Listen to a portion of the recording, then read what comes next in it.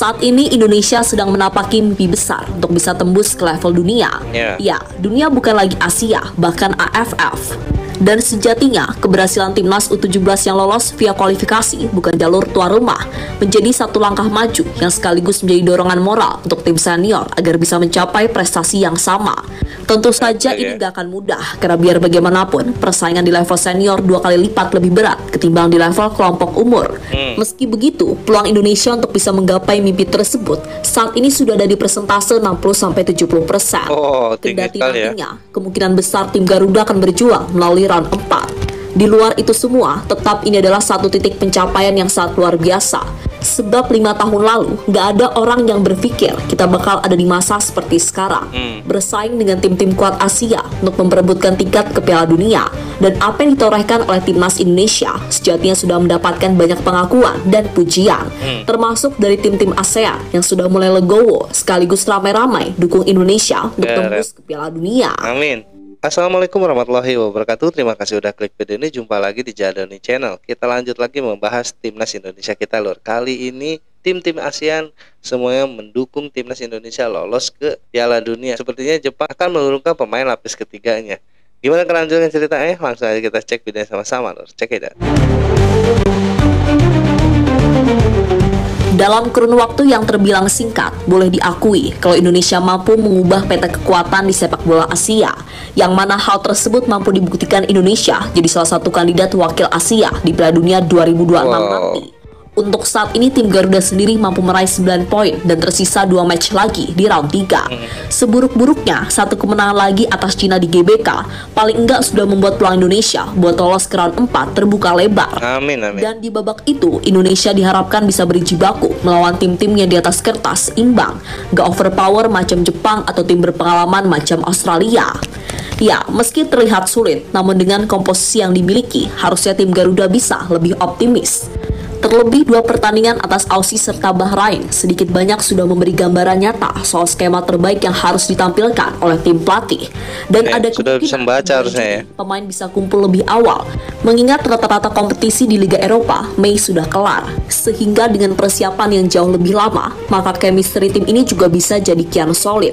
Dan sampai detik ini para pemain dan pelatih sudah mulai berdatangan untuk persiapan pertandingan krusial bulan Juni mendatang.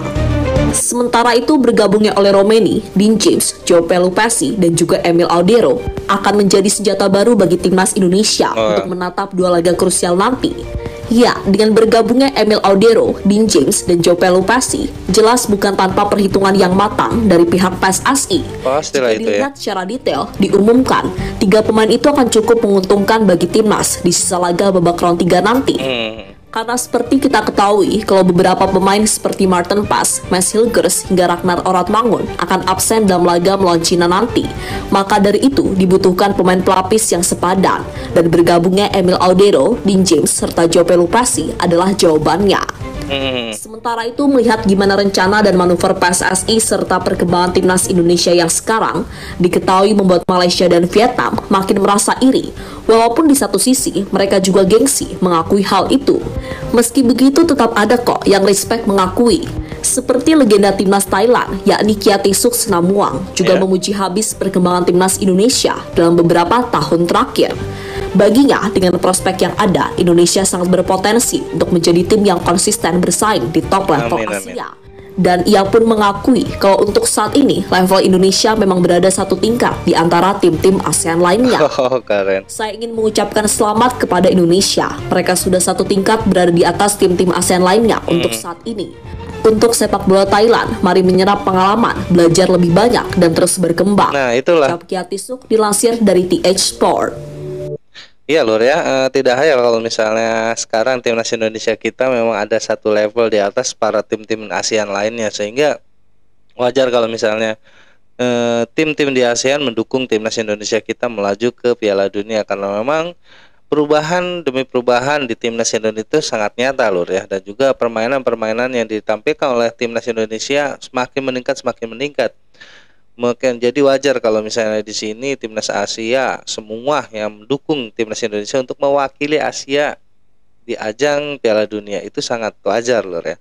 karena memang ini tidak lepas dari kerja keras dari seorang Bapak Erick Thohir dan juga para pelatih-pelatih yang telah melatih timnas Indonesia kita.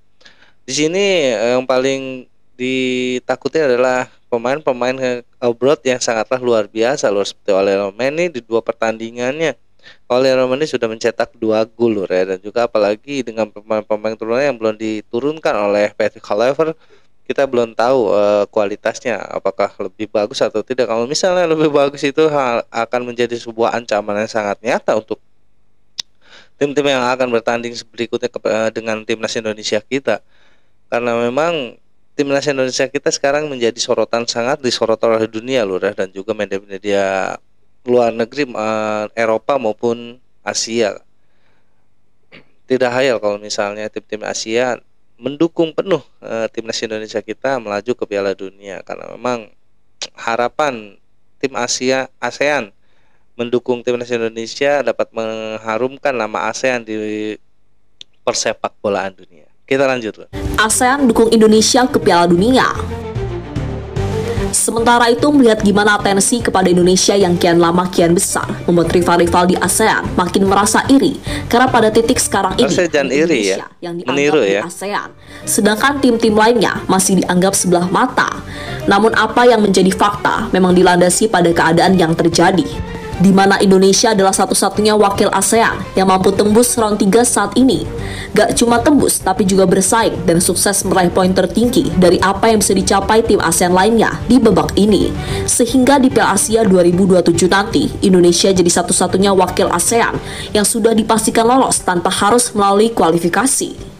Kemudian di level U17, Indonesia juga jadi satu-satunya wakil ASEAN yang lolos ke Piala Dunia, meninggalkan Vietnam dan Thailand yang gugur di fase grup, serta Malaysia yang cuma bisa meratap lewat layar kaca. Ini bukan sombong, tapi ini adalah fakta yang harus diterima.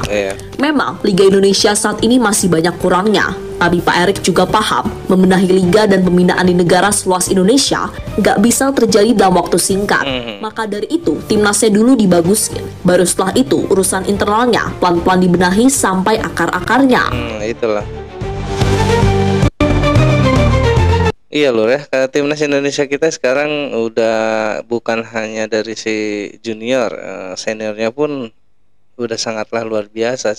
Juniornya sudah dipastikan untuk masuk ke Piala Dunia, dan seniornya sekarang lagi menata dan juga mudah-mudahan dapat juga masuk ke Piala Dunia. Dan benar kata Bapak Erick Thohir, membina suatu tim itu harus dari akarnya atau dari atasnya dulu loh. Kalau misalnya atasnya bagus, ke bawahnya juga pasti akan dengan baik dibenahi. Karena memang kalau misalnya dari atasnya sudah terlihat sangatlah ditakuti oleh tim-tim ASEAN lainnya, mungkin di bawahnya juga menata tim-tim liga, pemain-pemain akan semakin semangat dan juga semakin berkonsentrasi untuk menyamai tim-tim senior ya. Karena memang mengatur persepak bolaan itu, dan Indonesia kita tahu sendiri negara yang sangat luas dan besar loh ya. Banyak sekali sebenarnya potensi persepak bolaan di Indonesia ini yang sangat hebat, tapi belum saja ditemukan oleh Bapak Erick Thohir loh ya. Mudah-mudahan kedepannya timnas Indonesia atau PSSI dapat menemukan pemain-pemain berbakat yang berasal dari Indonesia asli loh ya, sehingga nanti atau 2002 atau kapan lah itu ya, timnas Indonesia kita akan menyaingi atau masuk ke Piala Dunia dengan tim-tim asli orang Indonesia. Itu yang kita harapkan loh ya. Walaupun kali ini timnas Indonesia kita diwakili oleh pemain-pemain keturunan atau pemain abroad, kita tidak usah malu lur, karena memang mereka juga punya keturunan darah Indonesia lur ya. Dan juga kita harus tetap dukung timnas Indonesia kita dan persepak bola Indonesia kita agar tetap maju apapun itu caranya lur. Karena memang tim di ASEAN pun banyak sekali yang memakai tim-tim pemain-pemain dari keturunan dari mereka. Kita lanjut lur. Indonesia terus dapat sorotan dari dunia. Nah, dengan masuknya jajaran pelatih baru plus pemain-pemain baru, so pasti membuat target serta ambisi jadi makin besar. Ya dong, kalau masih sama, ya ngapain capek-capek ganti pelatih sampai drama sana sini. Dan suka nggak suka, kita wajib dukung. Mau siapapun pelatihnya, siapapun pemainnya, atau siapapun ketua federasinya, selama dia berkomitmen untuk merah putih, ya kita harus dukung, serta kritik jika dirasa nggak maksimal. Dan bukan rahasia lagi keberadaan Coach Patrick sebagai pelatih kepala, nyatanya juga langsung memberikan impact luar biasa. Pun begitu dengan jajaran staf pelatih lainnya, seperti Alex Pastor, Denny Lanzat, hingga Gerald Vandenberg. Serta jangan lupakan juga keberadaan Jordi Cruyff, sang penasehat teknis yang juga merupakan nama besar di dunia sepak bola. Dan salah satu impact yang sudah pasti adalah sorotan media internasional yang semakin besar. Jujur aja, gak pernah kebayangkan timnas kita bisa dapat sorotan sebesar ini. Bahkan sekelas Fabrizio Romano aja sampai bela-belain bikin wawancara khusus ke pelatih anyar tim nasional. Apalagi timnas yang ranking FIFA-nya masih di kisaran 3 digit, hanya untuk sekedar Garuda Calling aja, sorotannya sampai kemana-mana. Tapi ya memang begitulah faktanya. Indonesia kini benar-benar banyak disorot media-media besar internasional, dan itu cukup bikin para tetangga tambah ngiri karena dirasa circle Indonesia memang sudah beda. Iya Lur ya, pastilah sekarang timnas Indonesia kita, persepak bola Indonesia kita sangatlah disorot oleh Asia, bukan hanya Asia tapi dunia Lur ya. Eropa pun sangatlah menyoroti perkembangan persepak bola Indonesia yang dipegang oleh Bapak Erick Thohir yang sangatlah luar biasa, dan juga banyak sekali perubahan-perubahan yang menarik lah menurut gue Lur. Di sini tidak pernah dihayalkan 5 tahun kebelakangan kalau misalnya timnas Indonesia kita akan melangkah sejauh ini loh, dan jadi salah satu tim yang istilahnya jadi darling di media-media asing loh.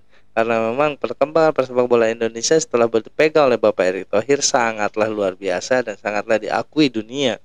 Sehingga kita lihat kalau misalnya banyak sekali tim-tim besar yang ingin bertanding uji coba dengan Indonesia sekarang loh, karena memang Indonesia sekarang, Cina pun mengakui timnas Indonesia sekarang beda dengan timnas Indonesia yang lalu. Luar biasa. Pokoknya kita dukung terus timnas Indonesia kita. Lur, sekian Resen Drago kali ini, kurang lebih aku minta maaf. Assalamualaikum warahmatullahi wabarakatuh.